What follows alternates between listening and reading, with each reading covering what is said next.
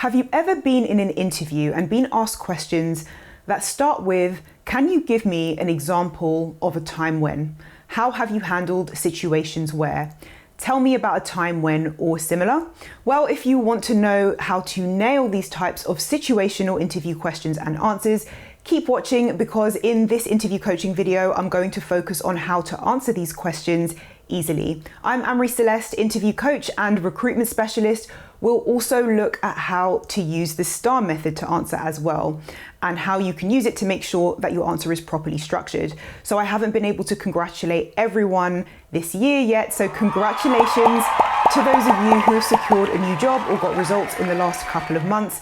And even if the result is just feeling more confident in an interview, it can make a massive difference to the interview outcome. So here are the situational interview questions and answers I will cover in this video. Tell me about a time when you failed. Describe a time when you helped someone. Tell me about a situation where you had to solve a difficult problem with an example. Tell me about a time when you went above and beyond. So like, subscribe and comment if you haven't. It will really help this video to reach more people on YouTube. And let's jump in. So first of all, what is a situational interview question and why are they asked? Situational interview questions assess things like problem-solving skills, decision-making capabilities, by asking you questions about situations where specific things happened, normally at work. They typically begin with, tell me about a time when, how would you handle a situation where, how have you done X, or similar. Situational interview questions can also be a rough indicator of behavior or future performance, or at least that's what the interviewers are trying to assess. So the first situational interview question is, tell me about a time when you failed. The example answer is, as an administrator, part of my job is to arrange weekly meetings for senior directors and organize the logistics of that. So that includes arranging the meeting space, securing rooms, and checking dietary requirements for lunches. One week I had forgotten to check this detail beforehand, and one of the directors was lactose intolerant and another was vegetarian due to religious requirements, and the lunches that arrived were options of either beef or chicken, which annoyed one of the directors. I was really embarrassed and worried that I might have offended them, and I needed to ensure that they could have the lunches in their break. So the first thing I did is offered an apology and was completely honest about what had occurred. It slipped my mind. However, I reassured them that they would have their lunches before they were due back in their meeting, as I had an hour to correct the mistake. And once I explained, they were quite understanding and they knew it was an honest mistake. I asked them what they would like to eat and called up a nearby restaurant with an urgent request for their meals. I drove down to collect the lunches and they managed to have a hot lunch they could enjoy before they returned to their meeting. On reflection, I realized the impact of this mistake and made a note to double check dietary requirements in future. So that's the example answer, a simple, straightforward example centered around a lapse in memory, something that happens to all of us at some point. I find a little more as I get older. So I use the STAR method to structure this answer. So what is the STAR method? The STAR method is a technique that you can use to answer most situational interview questions. STAR stands for situation, task, action, result, and it can also be called the STAR interview method or the STAR technique. In this case, the strongest part of this answer was in the action and result. So first here, where you clearly list out the actions you took, offered an apology, reassured them, then the solution, checking what they want to eat, going above and beyond, driving to get the lunches. So why do interviewers ask about failure? This question, tell me about a time when you failed, is less about the failure itself and more about what you learned from the experience and what did it add or contribute to your professional development. So they're assessing things like your self-awareness. Can you recognize your failures? Can you take accountability and own up to your mistakes? Your resilience. So do you see failures as learning opportunities? Do you bounce back? And lastly, critical thinking and problem solving. So this is how you addressed the problem or failure and how you analyzed the situation, identified what went wrong, and what were the steps or what was your plan to fix it. Mistakes to avoid. A couple of key things to avoid here are not demonstrating growth. The most critical part of your answer should be around what you learned from the failure and how it helped you improve. That's really the point of the question. So it's a chance to show your ability to learn and your resilience Two, the second thing is avoiding the question or saying that you've never failed. It might come across as lacking in self-awareness. Everyone has faced challenges, difficulties, or setbacks, so try to choose something that ended up leading to a meaningful learning or improvement. Now, if you struggle with selling yourself effectively in an interview, or you're feeling a lack of confidence and you just need someone to give you genuine feedback, one-on-one coaching could make a vital difference to the outcome of your interview.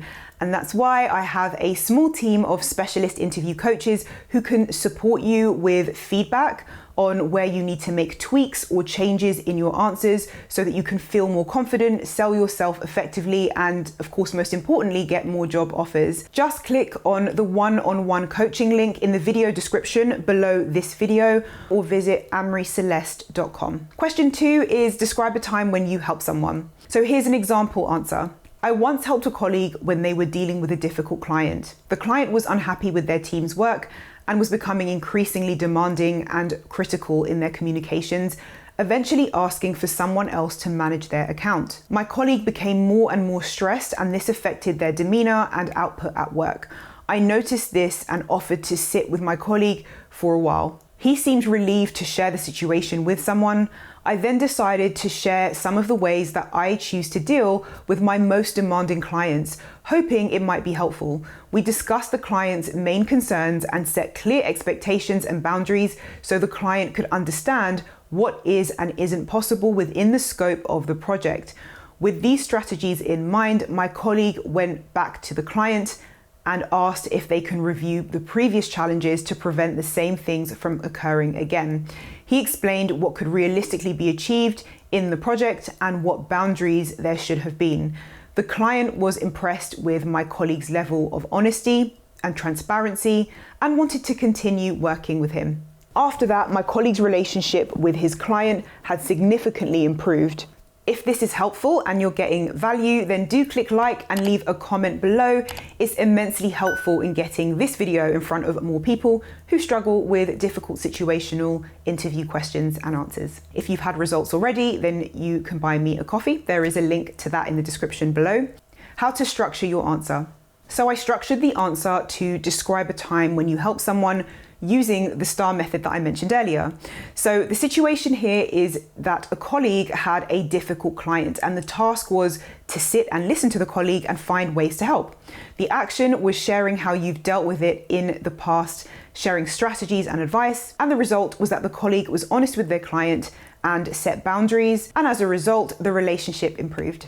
I designed this answer to promote your ability to solve problems, show empathy, recognize when colleagues are struggling, as well as showing how you help someone. And if you can show multiple positive outcomes, like in that example, that will boost your answer. Question 3 is tell me about a situation where you had to solve a difficult problem with an example. Here's an example answer. I was part of a team working on a project with a tight deadline, and one of our team members unexpectedly fell ill. This team member was responsible for a critical part of the project, and their absence was affecting our ability to complete the project on time. To solve the problem, I worked with the remaining team members to look at solutions, and the team suggested reassigning tasks and responsibilities. I realized soon after that we were missing some critical skill sets that we would need to cover our colleagues' work as they were a specialist. I decided to mention this, and due to lack of time and the project deadline, I decided to hire a specialist freelancer instead of reassigning tasks. We worked quickly to hire a freelancer that had the skills we needed. I felt that my decision was critical to solving this problem, although the end result was definitely a collaborative team effort. We were able to complete the project on time and the client was pleased with the outcome. So we left feeling proud of what we had achieved in the face of an unexpected problem. So why is this a good answer and how can I use it?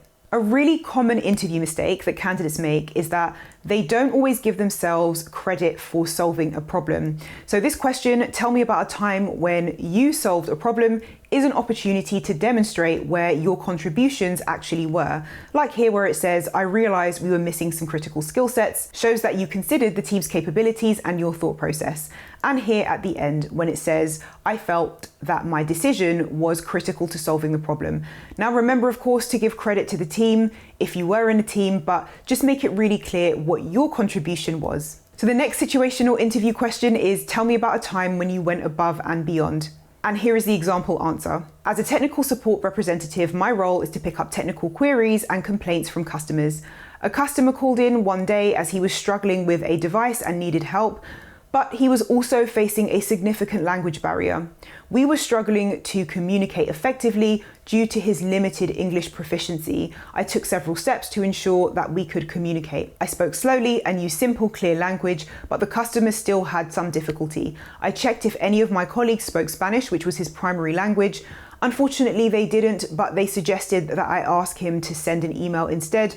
I didn't want to do this as the email may be misinterpreted.